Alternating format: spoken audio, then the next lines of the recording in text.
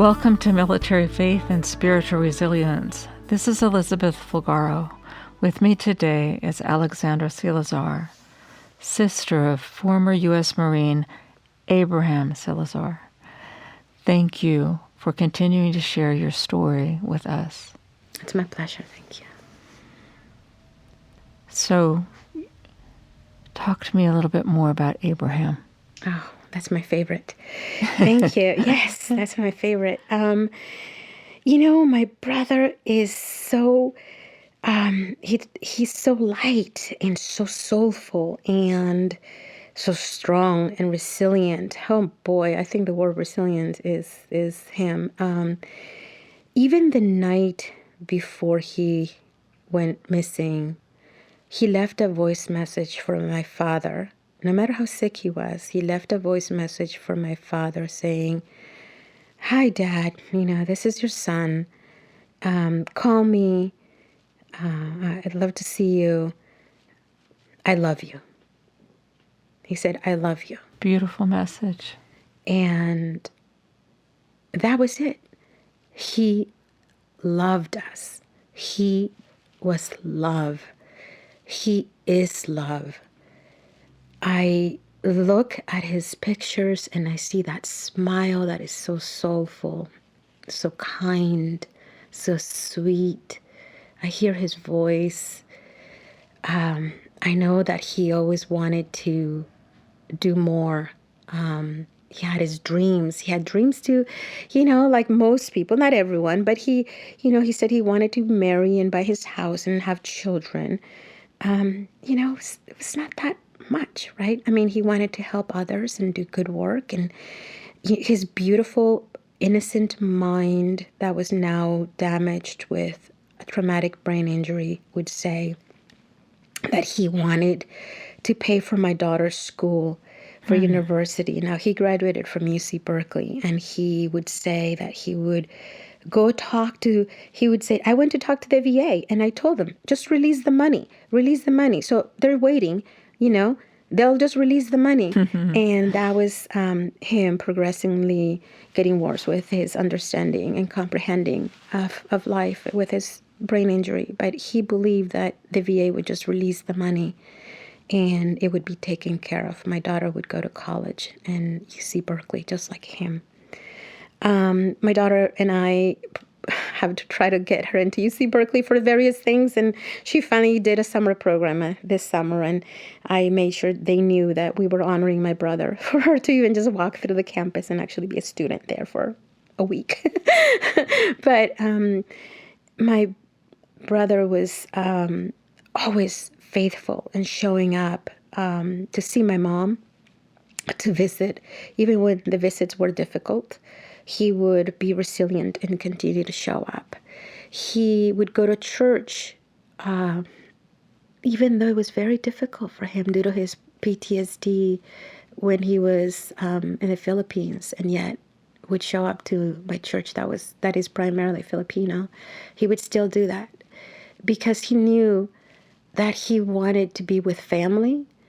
He always said family was incredibly important, and he said to me in a letter, "I want to find that in you," meaning in me, meaning that he wanted to be really close. He wanted to be that special uncle, that great protective brother. And he knew that he had limitations, with his TBI and his seizures, and he didn't really understand how, but he wanted to be close. He wanted to take that role of being the provider and caretaker, He knew that I struggled as a single mom, but he wanted to be that brother that he would say, I know, I'm supposed to be taking care of my mom. She's not supposed to take care of me. I'm supposed to take care of her, even though he couldn't, but he wanted to take that role. And there was no judgment with me. He called me every night. He would wish me a happy good night. He would say this, "I love you. I love you, sister, I love you. And sometimes I had to stop him. It would be like 6, 7 times. I'm like, I know, Abraham, I know you love me. I love you too, but we got to get off the phone, because he would tell me all the time, I love you, sister, I love you, I love you. And I'm like, I know, honey, I love you too, And I knew that he was clinging. Now, when I think about it, he was clinging for life. And he was clinging to be loved, and he was clinging to be accepted. So deep down, I think he knew. In some part of him, he knew that things were not looking well. And he knew that he loved God. And I just pray that God was with him through every breath that he took those last few days. Such a difficult thing, and yet what beauty he brought into your lives in the midst of his messes. Mm-hmm. Where has this taken you now? I mean, we all change every day because we're impacted by different things. We turn, we grow, we absorb, we interpret. Mm-hmm. How has this changed you?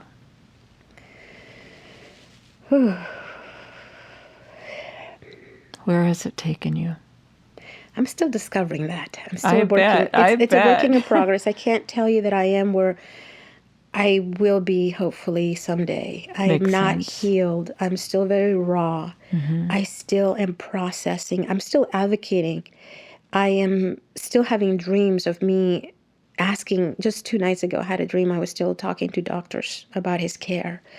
I'm still trying to find him. I'm still trying to wonder if they got this wrong and he's actually out there. I think that's very common. I think that's a very normal feeling. Yes. And I know that it was him. We were not allowed to see him anymore. It had been 2 months by the time that I learned about it. So his body was not ready to be seen by anyone. I begged. I didn't care what he looked like. I needed to see my brother.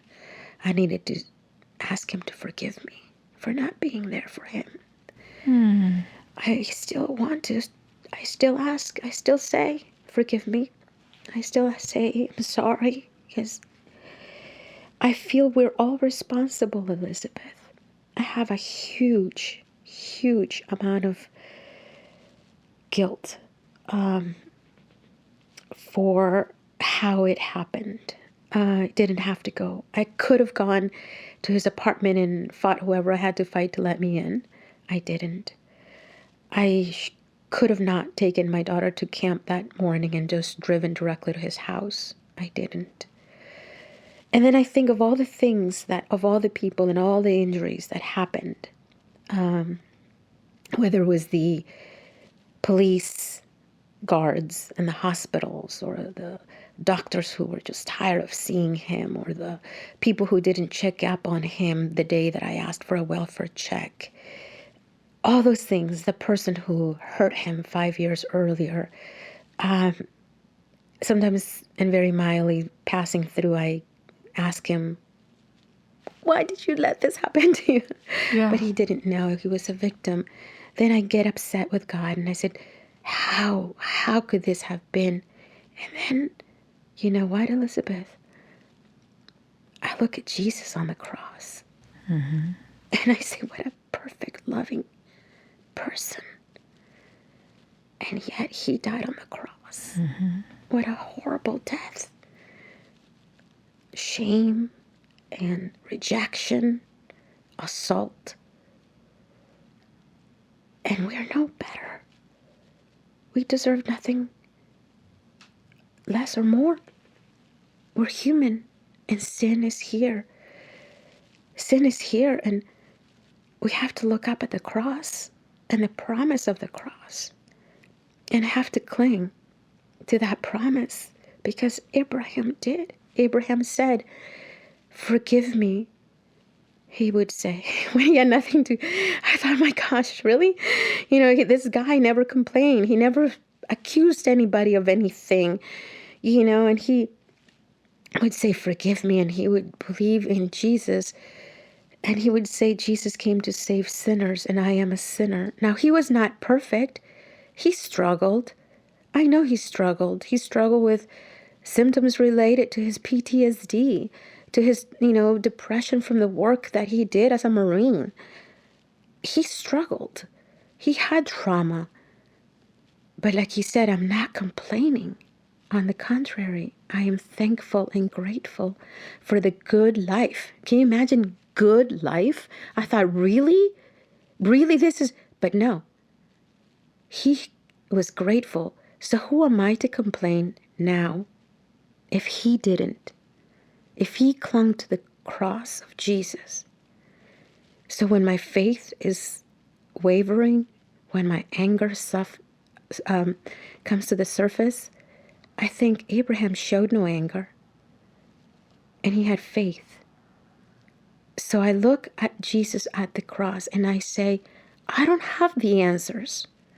I don't know where I'll be today or tomorrow or the next day, but I hope that that cross continues to give us the strength to persevere and to go forward, as promised by Jesus, that I will see my brother one more time in his heavenly kingdom, that I might see him, and forgiveness will be given freely, as it was the day of the cross, and any sense of confusion and sadness and anger is gone, because I will hold my brother's hands, just like I will see Jesus' hands. They were both injured, and they will be healed. And where I go from now, I hope that through this venue, it is challenging, but we must persevere. Now, I've talked to Senator Scott Wiener. He gave me an incredible amount of time to share with him about the struggles of what happened. Now, we have such limited time, and thank you for your time, Elizabeth, because it is hard to comprehend the many ramifications of this incident, of what happens in the streets when someone is injured. Who takes care of the injured? Who takes care of the assailant? What happens next in healthcare?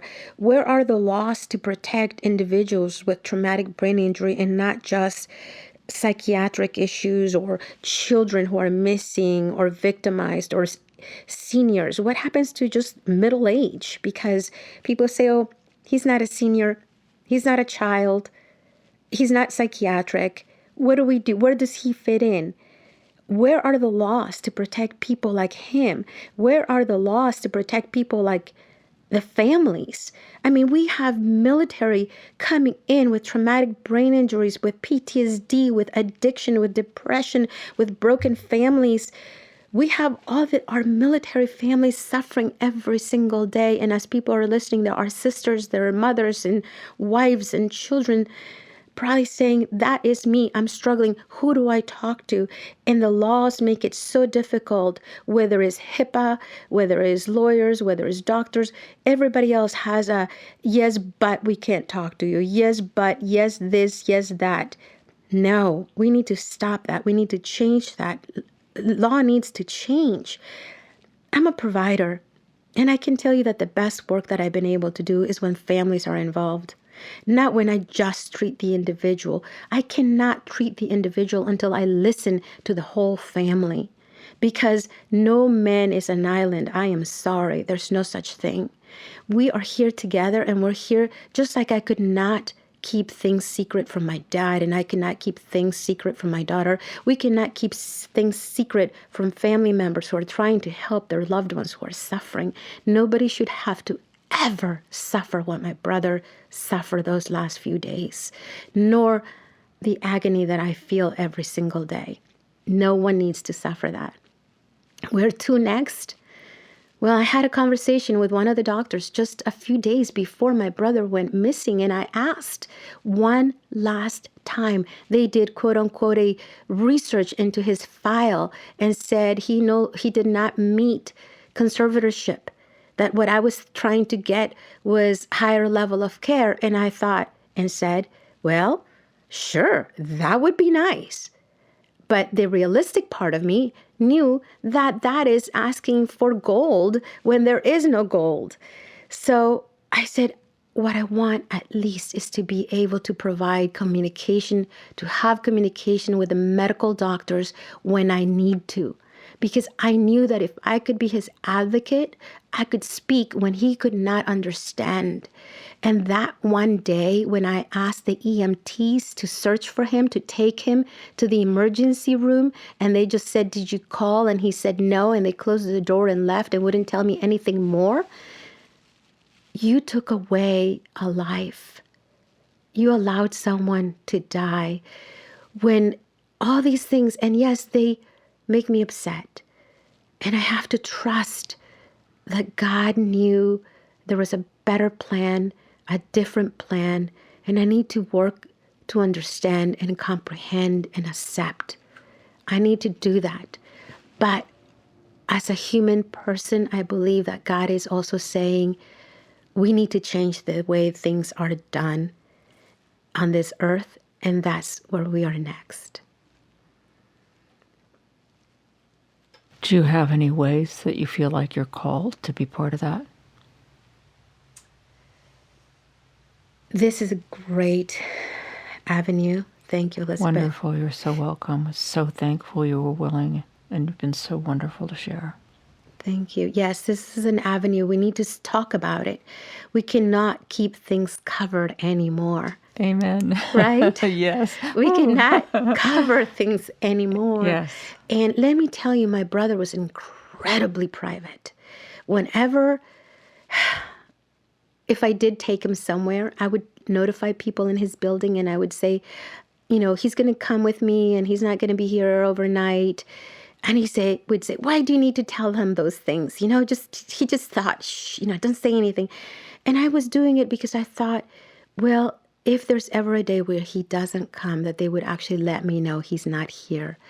Now, I didn't really get that kind of feedback from them anyway, but at least I tried.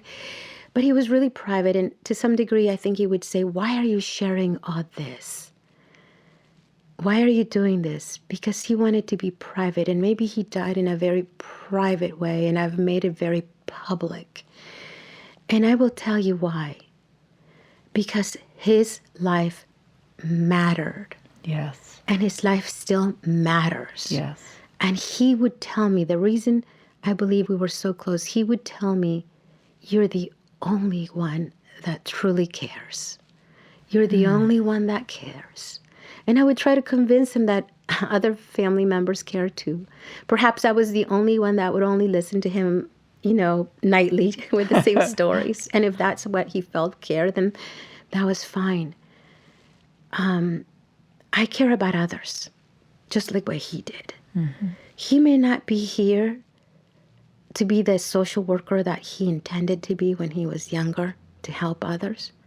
But if his story can help uncover other people's pain and secrets and sorrows and PTSD and trauma, and if his story, if his love can continue to uncover all that pain, he's still very much alive.